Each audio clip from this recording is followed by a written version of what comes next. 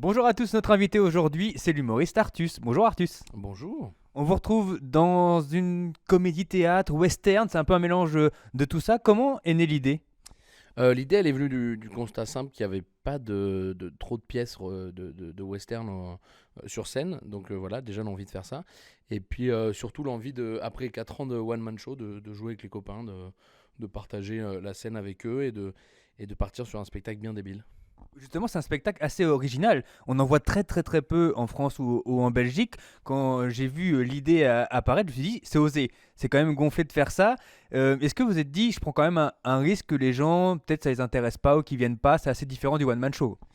Oui, c'est un risque, mais c'est ça qui est bien. Moi, je veux prendre des risques. Et il faut montrer aux gens autre chose. Je suis parti aussi du constat quand j'ai écrit cette pièce, qu'il y avait un peu toutes les pièces, c'était le décor s'ouvrait et il y avait un couple qui s'engueulait sur un canapé. Toi tu fais pas la vaisselle, ah oui mais toi tu laisses traîner tes caleçons. Donc voilà, j'avais un peu envie de faire autre chose et de sortir les gens un peu de ces clichés, de tous ces trucs préétablis quoi. Vous jouez dans la pièce, vous l'avez coécrite également, metteur en scène. L'envie aussi de tout faire pour mieux tout contrôler. Oui, bah, oui, mine de rien, oui.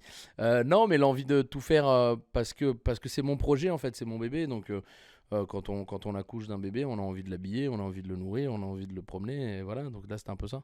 Le bébé va encore durer longtemps ou est-ce que vous allez changer de bébé dans quelques mois? Je change de bébé, je me débarrasse de celui-là parce que voilà, il arrête pas de gueuler. Et après, je vais partir sur un nouveau one man show. Donc voilà, je reviens tout seul. On vous a connu dans Merci, il nous a l'émission. posé une bouteille d'eau, il l'a fait très discrètement, mais merci. C'est pour jamais. C'est un échantillon d'eau d'ailleurs. On vous a connu dans l'émission de Demande qu'à en rire. C'est-à-dire que le grand public vous a découvert. Avec le recul maintenant, qu'est-ce que vous en pensez de cette émission? Est-ce que pour vous, ça a vraiment été un tremplin extraordinaire? Ou alors c'était juste une émission, un passage pour vous comme ça dans votre carrière?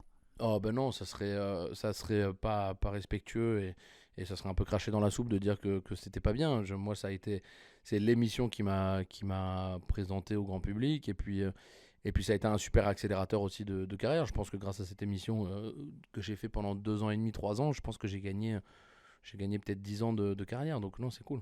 Et vous regrettez ou pas l'arrêt de l'émission il y a quelques années maintenant?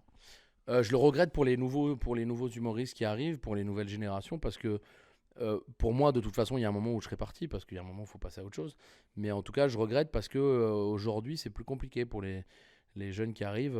Voilà, il y a moins. C'était une super plateforme. C'était un peu comme la classe l'a été avant, comme le théâtre de Bouvard, comme tout ça. Voilà, c'est des trucs qui ont été des accélérateurs de carrière pour beaucoup d'humoristes. Il y a la rumeur qui circule à France Télévisions, comme quoi l'émission va peut-être revenir. On vous a contacté pour être dans le jury ou pour l'animer? Ah, ah. Ça veut dire oui. Peut-être, Pour l'animer ou pour être dans le jury? peut-être, Plutôt pour l'animer alors. peut-être, Vous voulez pas en dire plus? peut-être. On vous a connu animateur sur Netflix. Vous avez aimé une émission. Est-ce que ça aussi, ça va revenir ou pas du tout? Peut-être. Non, non, il n'y aura pas de saison 2 de Zélu Gâteau, ça c'est sûr. Et pourquoi? Parce que je sais pas, parce que je pense que ça n'a pas rencontré son public en France, ou en tout cas Netflix ne désire pas renouveler ça. Et vous, du côté animation, c'est assez différent d'être humoriste, hein, de faire des sketchs, d'animer une émission. Ça vous a plu? Oui, c'est pas l'exercice où je m'épanouis le plus. De toute façon, je partirai pas là-dedans.